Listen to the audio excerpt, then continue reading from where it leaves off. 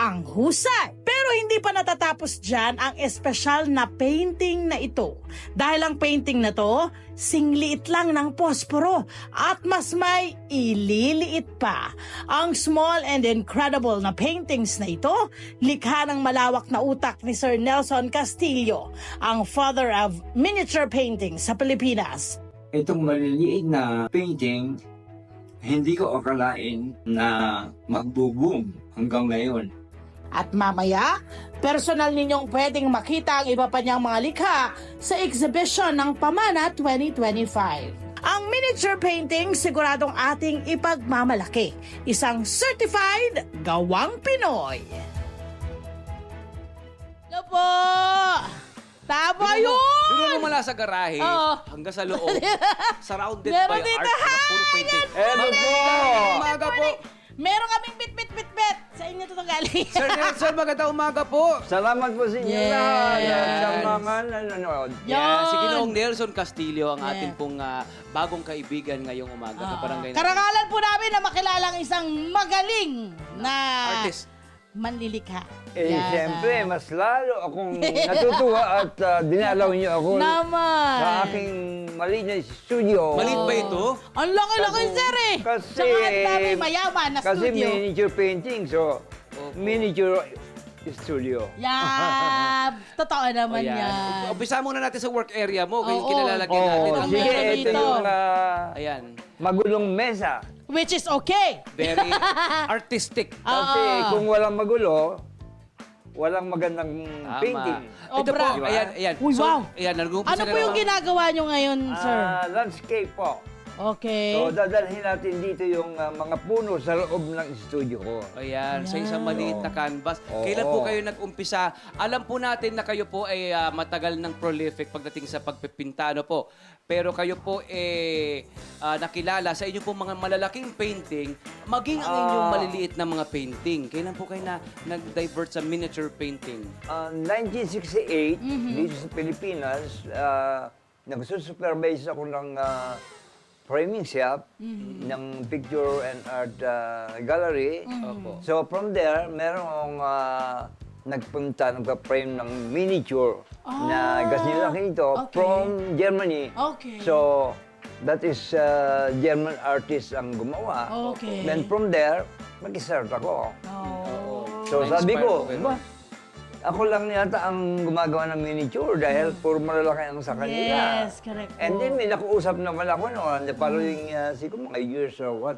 Nelson, bakit hindi ka gumagawa ng malaki? Bakit maliit yan? Correct, correct. Mali, kung ibibenta mo yan, maliit lang. No, hindi, nagkakamali ka. Okay. Mag-contest tayo, sabi ko. Sa isang malaking canvas mo, malaki ang brush mo. Maliit ang canvas ko, maliit ang brush ko. So, sige, isang oras, tapusin natin. Kumupyo tayo ng isang lugar.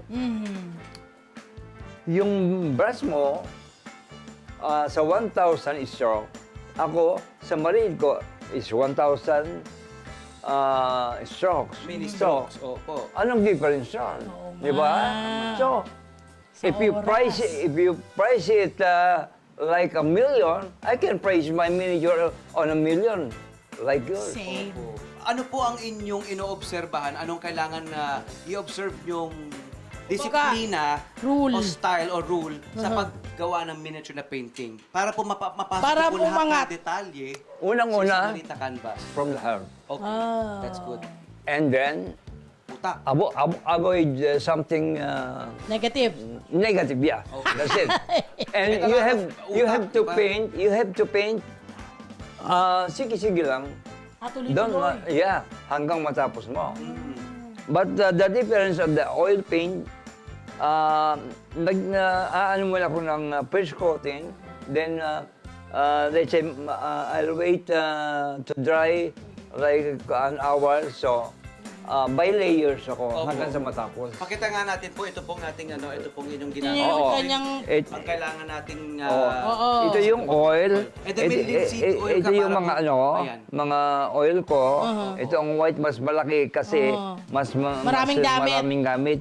ito yung oil. Ano naman po yan, sir? Linseed Linseed oil, oil, para para sa sa paint. At paano po Para- yung purpose po nun? Sorry po kasi. Hinahalo siya Kung para- ihahalo mo, depende sa sa gagawin mo. Then may panghugas ako ng brush, which is ito, odorless. Dati walang Hindi lang odorless tubig-tubig pala. Meron din Sa oil ito. Sa oil. Merong white spirit, di ba? Correct, Yun yung correct. white Oo. spirit. Sa yun, Ang white spirits. kung gagawa ko naman ng mga, let's say, uso ngayon yung mga acrylic. Opo. So that is water-based. So tubig ang gagamitin mo naman Ayan, doon. pasok tayo dito sa ginagawa ni Oo. ni Tatay. Ito Ano naman, po itong balak niyong gawin Oo. ngayon, sir? Yan. Isang landscape. Sa ganito kaliit, ito yung kamay ko. I think this is 1 1/4 by 2 inches. So, Dito, sasaw-saw siya dito. Ayun. Oo. Ito. Sumasaw-saw lang. Cute-cute lang na saw-saw eh. Kailangan. Ball lang talaga. no? Ayun o. Yan, may kinalaman po ba ang gaan dapat ng kamay dyan? O...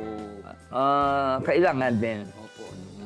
Tsaka habang kasi ako hindi na masyadong nag-outdoor. Dahil sa age ko as 18, Yeah, 18 years old. kadilibo ko lang kanina 18, eh. correct po. Tama po. So, Galing tinan niyo yan ganun lang so ito, Ito nga, medyo pwede pang painting to. lalagyan natin ng kunyari bulaklak dito, gano'n. Yes. Tuloy-tuloy doon. Uh-huh. And then, gagawa natin ng daan. Dito daan halimbawa, Ito dito. po, ito po nakikita nyo na po sa inyong mind, sa inyong utak, ano po? Oo. Para matranslate Oo. po ng maayos. Oo, pero hindi pa nababawasan ang utak ko. Aba, oo naman.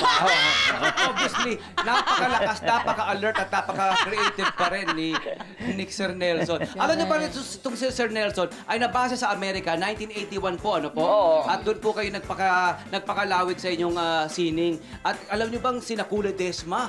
Aba, yung mga nakabase sa Amerika ng mga artista roon, abay tumatangkilik sa kanya, nagpapakomisyon sa kanya. Dapat naman talaga Ang mga yung tayo art- mga Pilipino, we support our Filipino Opo. artists. Kailan po kayo bumalik dito sa Pilipinas? 2014, for good. Forget Then hindi na ako bumalik. Dito na talaga. Oo. Ayan. So dinala ko yung pera ng Amerika dito. Lifetime. Yung mga kinita nyo po, yung mga kinita nyo, Sa inipon. pensionado na ako ngayon. Ayun, tama. From the state. Kasi nag-work siya Ako before. naaawa nga din sa Pilipinas kasi kukonti ang Opportunities. oo, ng matatanda. Okay. Siyempre, Oo. Pero tutulungan natin. Aha. Tama. Pwede tayong, kung may nakikinig na gusto ng foundation sa mga charity, pwede po tayo. Ayan! O, di ba? Bilang kayo ang tinaguriang father of miniature painting. Sarap. Ay, Kamusta? thank you po. Anong pakiramdam, sir? Ay, napakasarap. Oo. Bago siguro ako mawala, Wala pa.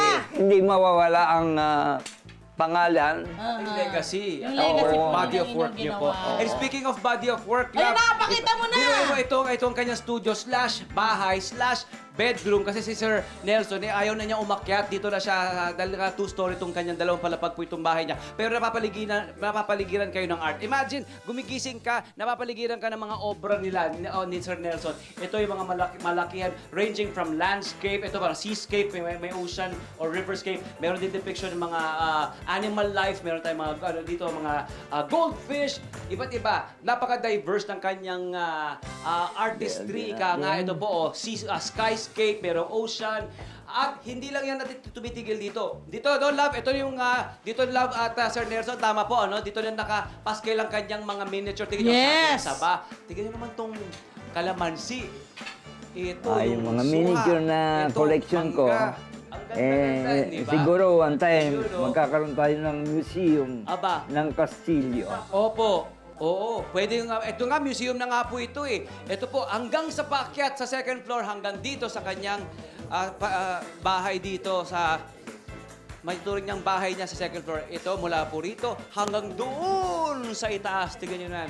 Paikot yan. Pinapakita natin yan ngayon, mga kabarangay. Love, Pero, Masakit sa ano yan. Ang tatanungin ko sa kanya ngayon kasi nakabuo na siya po ng puno. Hindi mo ba masakit sa wrist yung ganitong ay, kaliliit? Parang hindi mas... naman. Sanay Okay. yun na sanay. Ah, sanayan lang, sir. At saka pag ginaganahan ako, kahit hanggang madaling araw, nagpipinta ako. Oo. So, anytime, nandito lang ako, tawagan ninyo, anytime, nandito ako. Oo. Grabe, ang galing sa detalye. Kita mo naman yan, napakaliit ng ng canvas, pero ang ganun lang rich yan. ng mga nailalagay po doon sa kanyang canvas. Tapos dito, yung anino ng puno. Puno, ayan. At yan ay, ano lang, sa isip niya lang yan, ha? Tingnan niyo naman, nabubuo. Yan. Pag ganyan, sir, pag ginaganahan po kayo, nakakailang miniature painting po kayo? Ang ginagawa ko, pagka first coating, Oo. siguro sa isang araw, Apo. mga 5 or 6. Wow, Then, tiyaga. the next layer, kinabukasan, ganon. Ito yung maliliit. Kinumpal na ang katwiran ni Sir Nelson dito sa mga dami ng maliliit niyang ginawa, nilagay niya sa isang frame. Ang ngayon, in and of itself, mga kabarangay, art na yan. O, iba Pero